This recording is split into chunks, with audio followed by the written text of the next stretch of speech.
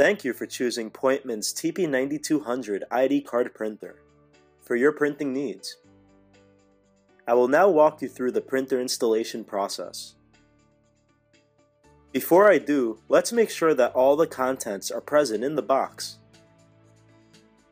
The TP9200 box should include a blue cleaning roller, a power adapter and cable, a USB cable, a software CD, stacker, and of course the TP9200 operating manual.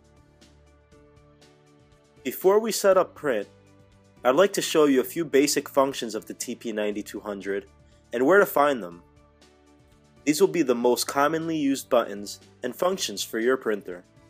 Ribbon Set button. This button will automatically set the ribbon to its proper position. The Card Eject button. This button is used in the event that a card gets stuck inside the machine. Do not try and remove the card using a screwdriver or anything else. This is the Power button. Now it's time to set up the printer. The installation process is simple and requires a power cable,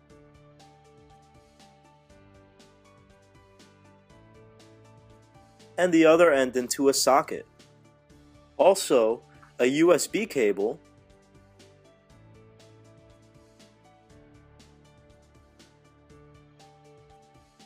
and the other end inside the USB power port. To load the cleaning roller, open the printer's lid by pressing Cover Open button and raise it carefully. Slide the cleaning roller into the loading deck and insert roller bar into U-shaped slots until it locks into place. To load the ribbon, open the cover, place the supply spool into the front slots and take up spool into the rear slot.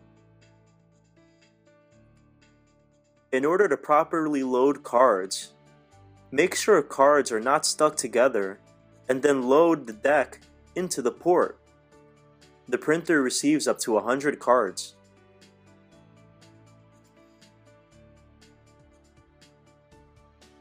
If you'd like to use the single card feeder, simply place one card into the slot and print.